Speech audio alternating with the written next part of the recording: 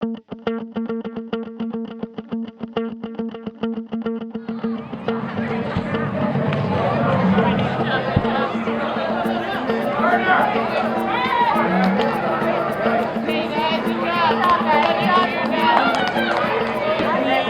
to provide you with some ways to exercise, but have fun while you're doing it, right? Put it in the context of some games where you're working with your friends, you're working with other people, and it's something that's going to be like, you're going to be having fun. You might not just be thinking like, oh, I'm doing exercise, it's kind of boring. It's going to be an afterthought. You guys are getting some physical activity while you're doing it, and that's our goal today. The goal of the event was to engage all students, no matter if they were really active or if they were on a low scale of being active. It was really just an event to engage students and give them awareness of physical activity, keep them active for the whole 90 minutes that they were there, and to have fun, because that's what physical activity should be. It should be fun.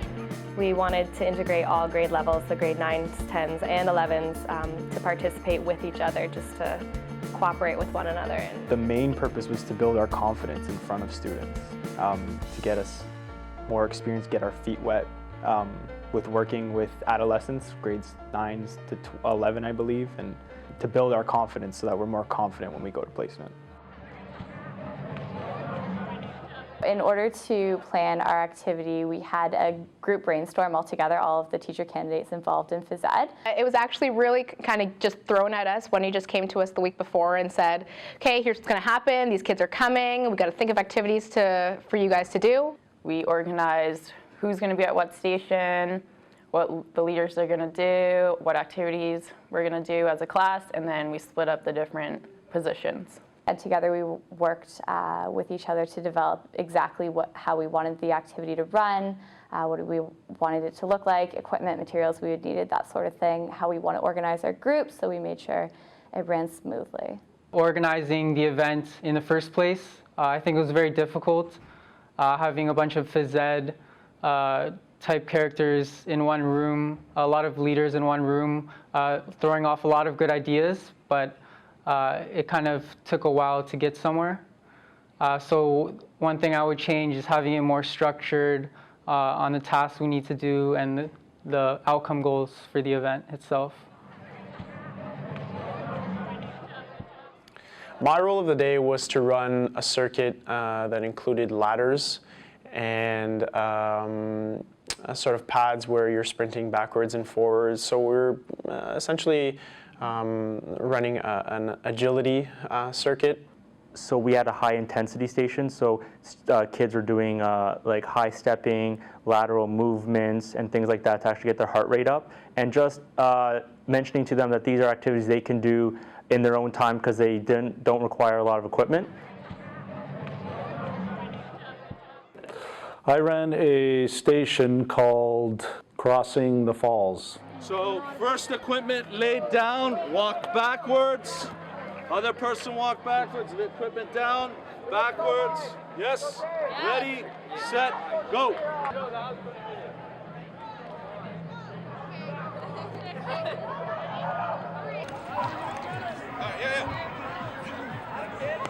To the stick, quick.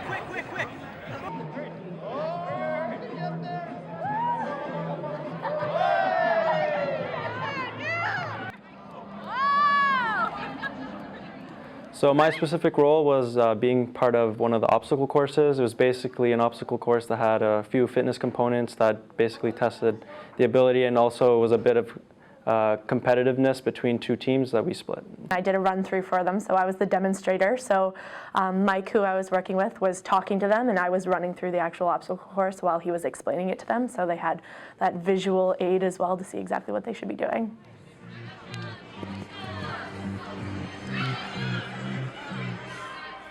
During the day, I was partnered with another teacher candidate, and we led a health and wellness activity where students had to run across to another side, and they had to fill in a healthy eating answer that corresponded to health and wellness. So they had to fill it out and then run back and do dynamic stretches.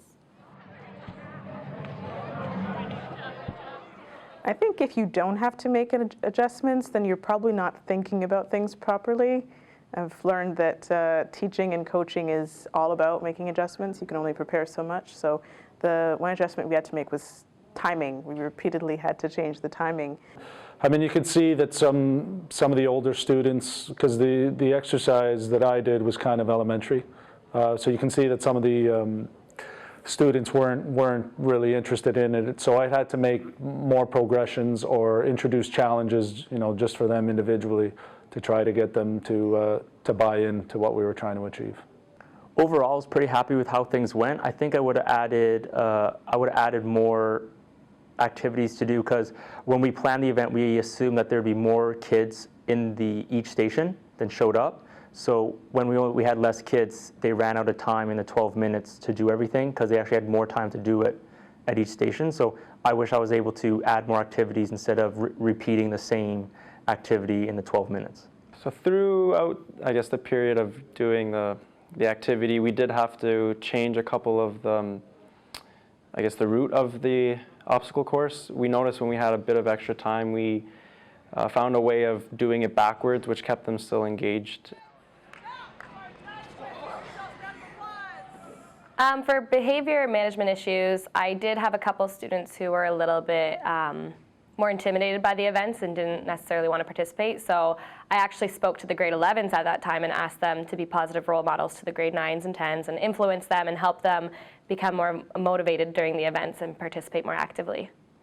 The range of ages wasn't really challenging. There was, however, one particular group that was really tiny, cute little kids and the most senior students, and they were in one group, so it was really, really tall and really, really small. And the dynamic between them was pretty interesting, so it kind of gives us a sense of how to work with different people and incorporate everybody at the same time. Most of the behavior from the students was very good, very positive. Even the feedback that they gave us was excellent. But like I said, there was a couple of students, some of the older students, where because the exercise was kind of simple, they just weren't as keen on doing it. So we just had to introduce some new challenges and progressions to get them to stay involved. The range in ages is a challenge that I like myself. Because when you're working with just one age group, it's sort of not gets boring, but it's not as big as a challenge to me as a teacher. One of the students in another group kind of acting out, but the teacher candidate who was with him just calmed him down, asked him if he needed a minute to just refocus, and then everything was good. The kids were really great. It was a good day. The partnership with St. Clair is like working with the holy grail of phys ed. They are everything you ever want to be. Working with them is really enlightening and kind of makes you feel hopeful of where you want your career to go and how you want to end up, and realizing that phys ed is such a thing that you can be passionate about it outside of your life and still bring it into your classroom as a teacher. Sure. I think the partnership with St. Clair has been a great experience for us. We were able to go in and see phys ed teachers that have been doing the craft for a long time. See them at work, see how they manage classrooms, see how they managed students. They gave us some tips here and there, and we got hands-on experience with high school students. The partnership with St. Clair has been great for me as a developing teacher. It's given me a lot of confidence, not only in the gym, but also in the classroom. Working with my mentor there, she's just given me some good tips, and she's there for support, so I can text her or email her if I have any questions. We're getting real life experience. It's very different from learning in the classroom, which is really great on its own. You have to know the theory, but getting to do this program is awesome because we get to go and work with the kids and practice everything that we've been doing in class. It's good to know that you always got someone there to back you up, and always have a resource, especially when you got any questions or you feel like you may need a hand in any particular area. It really taught me a lot of how to manage a phys ed class, with classroom management, with using your voice. And she's also our mentor teacher, Linda. She's very helpful, willing to give us any resource that she has. So I've enjoyed it. I feel a lot more comfortable now. I kind of know what the atmosphere is like. know a bit about the kids there. The teachers are really helpful. I feel comfortable approaching them if I have any questions. I have my teacher's phone number so I can text her. She has no problem with that, and they're really willing to give us advice and help whenever we need it. My mentor at Sinclair is Jeff, and he is an absolutely phenomenal mentor. My first day there, we ran a few activities, and just seeing the way he handles the students, his interaction with the students is really helpful to just observe. He also has phenomenal classroom management, and I've learned a great deal from him, and he's been incredibly supportive. I email back and forth with him during my placement. I bounce ideas off him, and he tells me, gives me feedback on that, so it's been really, really, really positive experience.